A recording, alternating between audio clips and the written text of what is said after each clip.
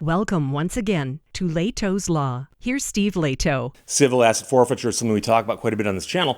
And I've mentioned before that to make it go away is going to take a lot of work because, number one, the states do it. So each state would need to pass a law against it. But the feds also do it. So the feds would have to pass a law against it. And so you could live in a state, for instance, that got rid of it at their level, but federal agents could still take your stuff. And so this is maddening. And there is so much support now to get rid of this that we're starting to see results. So a bunch of people sent me a story yesterday out of Kansas, and this is from the kansasreflector.com, written by Tim Carpenter. Kansas Legislature brings gavel down on civil asset seizure powers of law enforcement. Now, it hasn't been passed into law yet, but the legislature has passed it, and they're waiting for the governor to sign it. So Democratic Rep. Gail Finney ruffled state and local police officials and prosecutors 7 years ago by publicly denouncing as unjust the state law allowing seizure of property based on mere suspicion of illegal activity and the daunting barrier to challenging those actions, even if the defendant was never charged or convicted of a crime. So for those of you who don't know, you can be driving along one day, minding your own business, and you get pulled over. And the police discover you're carrying cash on you. They can just take the cash and say, "You want your cash back? Sue us." And if you said, "Why are you taking my cash?" They go, "Oh, well, we are suspicious that you're either about to go commit a crime with it or that you did commit a crime which created it or something, but it doesn't matter. The burden of proof is now on you to prove that your money is innocent." And that is crazy on several levels. So Finney was elected to represent a lower income area of Wichita, and he said the 1994 statute used by law enforcement to stuff their departmental coffers with millions of dollars annually in seized cash, vehicles, and other property was a symbol of the erosion of fundamental rights and a reflection of a fractured justice system, especially harmful to poor and minority Kansans. And the weird part is, I've had people say, "Steve, as long as you're not carrying $100,000 in cash, quite frankly, why would you do that? You're going to be fine, right?" No, they will actually take smaller amounts of money. I've heard of them taking into the hundreds of dollars off somebody. Because they go, "We don't think you should be carrying hundreds of dollars. You probably are going to buy drugs, or maybe you did buy drugs, or who knows." So Finney told lawmakers, Kansas City asset forfeiture laws threaten the constitutional rights and violate the basic rights of property and due process of our citizens. Kansans should be innocent until proven guilty, and so should their stuff. The Kansas County and District Attorneys Association, and more recently the Kansas Highway Patrol and the Kansas Bureau of Investigation, rejected those concerns, insisting that they do not need an overhaul of these laws. A legislative audit had red flag problems in 2016, and the Kansas Judicial Council offered recommendations, but years rolled by without results. And here's the thing, you might say, "But Steve, why are the police and the district attorneys so in favor of this?" Well, when they seize the money, they get to keep it. And so a police department seizes the money, and they can use that money to buy things like popcorn makers and daiquiri machines and commemorative badges to the Super Bowl. And those are all things that have been documented as purchased with seized money because it's like found money. They're like, "Oh, we found this money." And it's always easier to spend found money on stupid stuff than, I don't know, the money you're given to run your department with. So last week, the Kansas legislature voted 120-0 in the House and 35-0 in the Senate to send this bill to the governor. And the bill would transform the asset seizure statute. So it was unanimous. How often does it happen where you get 120-0 and 35-0? No one voted against this. No one. It was hailed by both sides and by special interest groups as a triumph against a law that distorted the justice system. "This is a day many of us have been waiting for 7 years," said one rep, who is a Wichita Republican and attorney, and she's chairing the House Judiciary Committee. There have been many meetings, hearings, interim committees, judicial council committees, a lot of work by many folks, including our dear colleague Gail Finney. And they're referring to Gail Finney, who started this a few years back. Meanwhile, an attorney and the GOP chair of the Senate Judiciary Committee said the bill headed to the governor's desk should be considered a significant step in the incremental process of addressing imbalances in processing civil asset seizure and forfeiture cases. So the question now is, what does the bill do? The reform encapsulated in the bill would remove offenses related to possession or use of controlled substances from the list, giving rise to seizure and forfeiture actions, whether or not there's a prosecution or conviction. And that's one of the biggest problems. I have no problem If they catch a criminal running a criminal enterprise and they prosecute that person and convict them, and they say, yes, this person is guilty of running this criminal enterprise with which they made this money, and this money is directly the result of the criminal enterprise, yeah, I have no problem in saying you should have to forfeit that. That makes complete sense. That's what most people think is going on here, and it's not. So currently, all violations tied to controlled substances in the state's criminal code granted law enforcement the option of claiming property and keeping the proceeds. The legislation directed state courts to determine whether forfeiture sought by law enforcement was constitutionally excessive. The government's attorney would have the burden of establishing, with clear and convincing evidence, that forfeiture is proportional to seriousness of the alleged offense associated with the forfeiture. And that's another problem, is they can come across somebody and go, this person's breaking the law. Let's take all their money. Well, what law are they breaking? And does it make sense that they should surrender all their money for that? So the bill would require the seizing law enforcement agency to forward to a county or district attorney a written request for the forfeiture within 14 days. The current law says 45 days. And in some places, that's the problem. They build in all these really long time frames. So that what happens is they seize something of yours and you decide to fight it. And there's no hearing. Finally, you got to file a lawsuit. You got to go out and find an attorney. You got to pay an attorney. And they know that by dragging their feet, they'll make you more desperate. And quite often, after you've gotten desperate, they'll come to you and say, look, we seized $10,000. We'll give you half of it back if you sign a release for the other half. So you can get $5,000 back right now. Just sign this document. It'll cost you $5,000, but some people do it.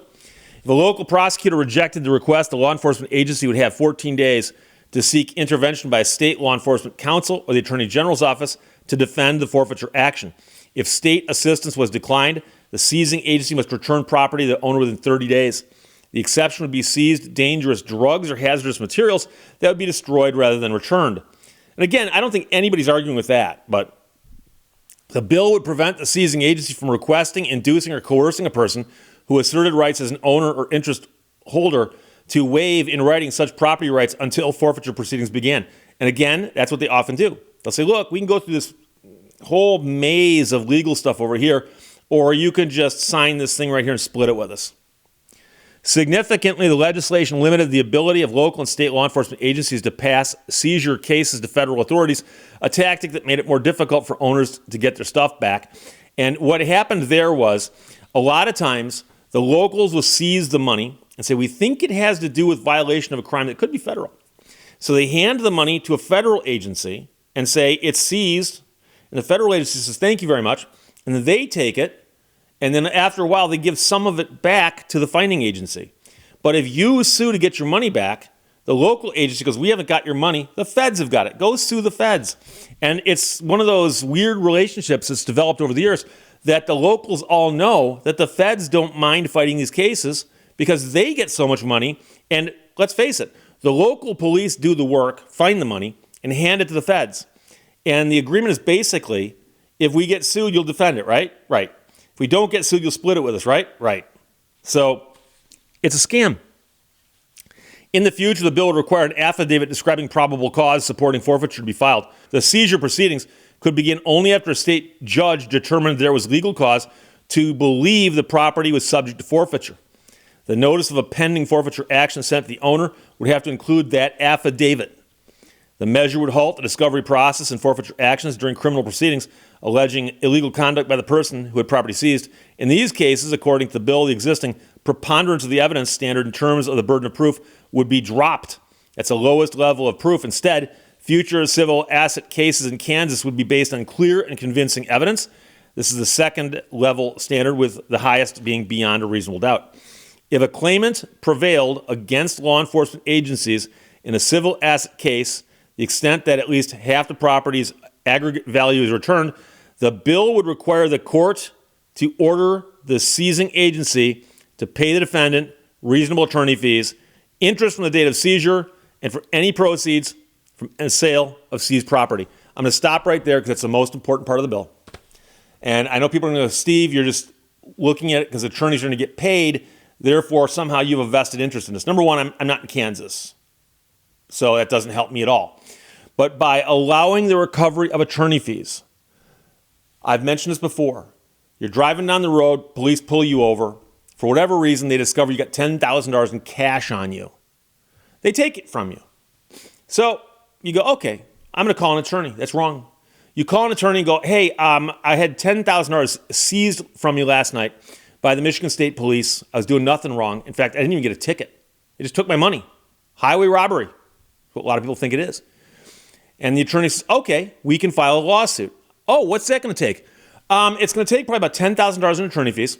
And 6 months to a year from now, we might be able to know whether you get your money back. You go, wait a second. If I win the case, I get my $10,000 back, but I've already paid you 10, so it's a wash. Yeah. What happens if I lose? Oh, you're out to 10 they paid me, and you're out to 10 that they took from you. You're out 20. So my choices are break even or lose. Really, really big. This is a no-win situation. Yeah, pretty much. So that's why there are statutes out there that have what we call fee-shifting portions. So under Michigan's Lemon Law, you buy a defective automobile and the manufacturer won't buy it back from you, and they should, and you're forced to go after them, they got to pay your attorney fees. How do you think I got paid all these years? I've been doing this for 33 years. The biggest sources of my income as an attorney, General Motors, Ford, Chrysler, etc. They pay me. And so if you got stopped in Kansas under this bill, if it gets signed, and they took your money from you, and you're forced to sue them to get it back, and you win, you get your money back, and your attorney gets paid by them. Now, sadly, that's shifting the burden of that to the taxpayer. Taxpayers are actually paying the money. But it's going to force the police to think twice now, because they're going to go, wait a second. Number one, the standards have changed as to what we can hang on to.